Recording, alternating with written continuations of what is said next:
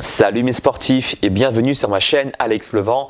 Aujourd'hui on va parler des courbatures parce qu'à un moment donné ou un autre tu y seras confronté et il est toujours bon de savoir les origines de ces courbatures et comment les soigner lorsque ça arrivera. Il y a beaucoup d'idées reçues qui circulent sur ce sujet, à savoir les origines des courbatures. Certains pensent que c'est dû à de l'acide lactique. On va voir ensemble est-ce que c'est vrai ou est-ce que c'est faux. On va également parler des personnes qui pensent qu'il faut s'étirer après une séance de sport pour éviter justement les courbatures. Est-ce que c'est vrai ou est-ce que c'est faux? On va également en parler. On va commencer par quelque chose de très simple, poser les bases, à savoir qu'est-ce que c'est que des courbatures. Pour que tout le monde se mette d'accord, on va prendre une définition très simple. Il s'agit tout simplement d'une douleur musculaire qui est générée due à une activité physique. Voilà. Dès sa formation dans la cellule musculaire, la molécule d'acide lactique se décompose en une molécule de lactate plus un proton H+. Et ça, c'est dès sa formation dans la cellule. Ce qui veut dire qu'on ne peut pas parler véritablement d'acide lactique dans tes muscles. Tu comprends? Reprenons donc les bons termes. Supposons que le lactate est un déchet. Ce qui signifie littéralement qu'il ne servira à rien à ton corps si c'est vraiment un vrai déchet. Tu vas vite changer d'avis lorsque tu vas connaître le devenir du lactate et tu verras qu'il a plusieurs possibilités d'évolution. 3/4 du lactate que tu vas produire va être utilisé par ton corps, va être oxydé par ton myocarde, donc ton cœur, et certains muscles de ton corps. Et enfin, sache-le, le quart des lactates produits lors des exercices physiques est utilisé pour reconstruire tes réserves de glycogène hépatique. Donc, le lactate n'est pas véritablement un déchet, c'est même loin d'être un déchet. Tu peux donc déjà oublier le fait que l'acide lactique est responsable de tes courbatures, puisque ce n'est pas un déchet. J'ai également un deuxième argument qui prouve que l'acide lactique n'est pas responsable de tes courbatures. Tu sais, lorsque tu t'entraînes, c'est pendant la phase excentrique que tu vas générer plus de courbatures. Par exemple, lors de mouvements de squat,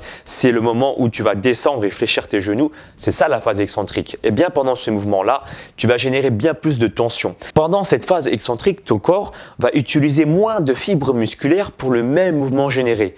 Ce qui veut dire que du coup, tu auras plus de tension dans certaines parties de tes fibres musculaires, ce qui occasionnera lorsque tu vas récupérer une hypertrophie plus importante, mais aussi des courbatures plus prononcées le lendemain de ta séance de sport. Et il se trouve d'après mes recherches que pendant cette phase excentrique, eh bien, ton corps il produirait beaucoup moins, entre guillemets, on le sait, d'acide lactique. Si on part de l'idée que l'acide lactique occasionne des courbatures, il n'est pas logique de se dire que pendant la phase excentrique, la phase qui génère beaucoup plus de courbatures, tu aies moins d'acide lactique. Concernant les étirements à faire après une séance de sport pour éviter les courbatures, sache qu'en faisant le montage, je me suis rendu compte que j'avais oublié de t'en parler. Du coup, tu m'excuseras d'avance, je me suis permis de mettre une image de fond pour animer un petit peu mes paroles. Le fait de t'étirer à la fin de la séance de sport, au mieux, tu retrouves l'état initial de tes muscles et au pire, tu crées encore plus de micro-traumatismes musculaires et donc générer plus de chances d'avoir encore plus de courbatures le surlendemain.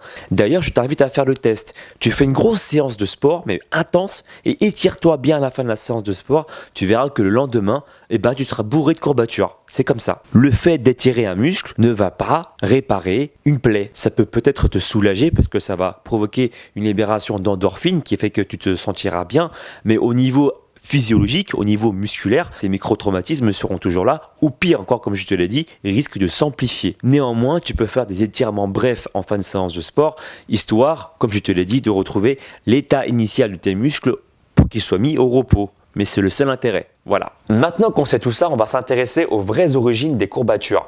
Les courbatures sont liées à des micro-traumatismes au sein même de tes muscles. Là, c'est un compas. Si je fais ça, qu'est-ce qui se passe ? Ces micro-déchirures vont provoquer des fuites, notamment du sang. Dans ce cas-là, dans tes muscles, il faut savoir que ça fonctionne plus ou moins de la même manière. Sauf que tu vas avoir en fait des fuites de calcium. Plus cette fuite de calcium est importante, plus tu vas générer de l'inflammation, ce qui va occasionner justement cette sensation de courbature. Retiens juste que plus cette fuite de calcium est rapide, plus tu ressentiras de courbatures rapidement. Si cette fuite de calcium est lente, tu ressentiras des courbatures peut-être le lendemain ou 48 heures après. Quelles sont donc les solutions qui vont te permettre de lutter contre les courbatures? Il en existe, mais ce n'est pas forcément les solutions qu'on t'a préconisées. Tu vas voir pourquoi. Souvent, on va te conseiller de prendre un bain chaud pour soulager et décontracter tes muscles.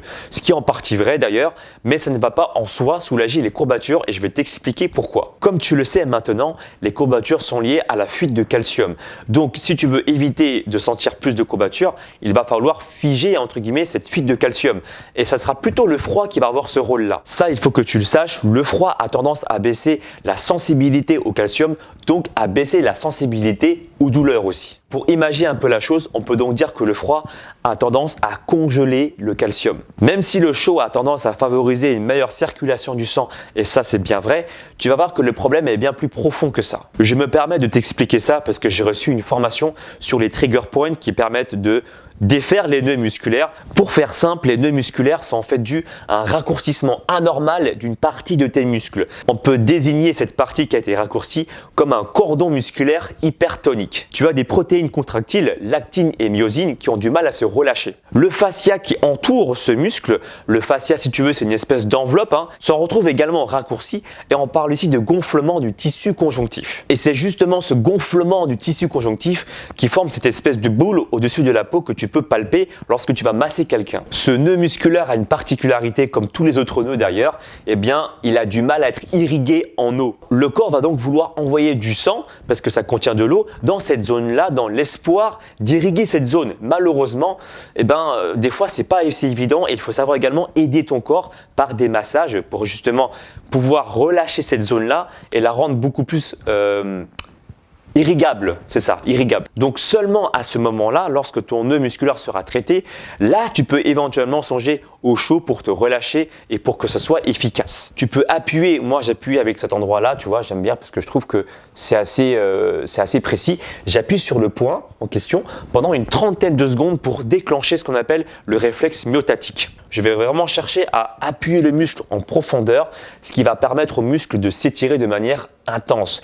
Et ça va provoquer le réflexe myotatique comme je viens de te l'expliquer. Le muscle aura tendance à vouloir se protéger pour éviter qu'il ne se déchire et donc il va se contracter. Et lorsqu'il va se relâcher à nouveau, et là on peut espérer que les filaments d'actine et myosine vont retrouver leur état initial. C'est comme ça que ça marche. Je te conseille de faire ça 3 ou 4 fois et entre-temps de changer de technique de massage, par exemple de la palpation ou autre chose, ce qui va permettre également de détendre la personne et pour ne pas qu'elle se focalise sur la douleur 3 ou 4 fois de suite, ce qui peut faire un peu mal. Et je finirai par le dernier conseil que je pense le plus efficace pour éviter les courbatures.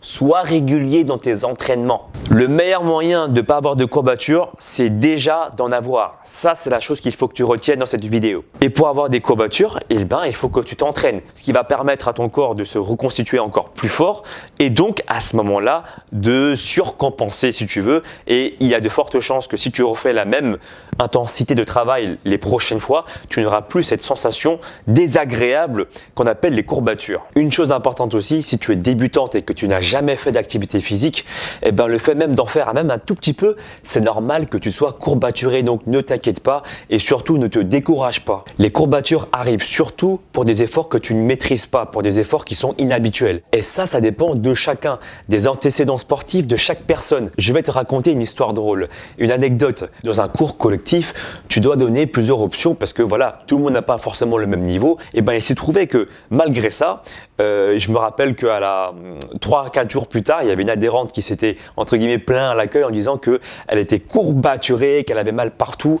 Et en fait, il s'avérait que cette personne-là n'a pas pratiqué de sport depuis déjà des années. Il ne faut surtout pas que tu t'inquiètes. À partir du moment où tu as des bonnes courbatures, c'est-à-dire que c'est au centre du muscle et pas à l'extrémité des muscles, du coup, il n'y a rien d'anormal. Après, il faut également savoir une chose. Les mauvaises courbatures, entre guillemets, qui sont dites à l'extrémité des muscles, donc au niveau des tendons, peuvent également être entre guillemets normales si tu n'as jamais fait l'exercice en question. Par contre, si tu ressens des douleurs à l'extrémité des muscles à chaque fois que tu pratiques l'exercice, là effectivement il y a un réel problème. Donc il faut faire attention à l'exécution de l'exercice ou changer carrément d'exercice. Après, il y a des gens comme moi qui adorent la sensation de courbature. Moi, ça me dérange nullement, au contraire, j'adore ça. Ça montre que le muscle a travaillé. Après, il faut faire la part des choses. Ne pas avoir de courbature ne signifie pas non plus que tu n'as pas bien travaillé. Ça n'a rien à voir. Et toi, dis-moi dans la barre des commentaires, est-ce que comme moi, tu adores avoir des courbatures ou bien tu détestes ça et tu essaies de trouver par tous les moyens des remèdes pour pouvoir t'en débarrasser. N'oublie pas non plus que si tu veux aller plus loin, je propose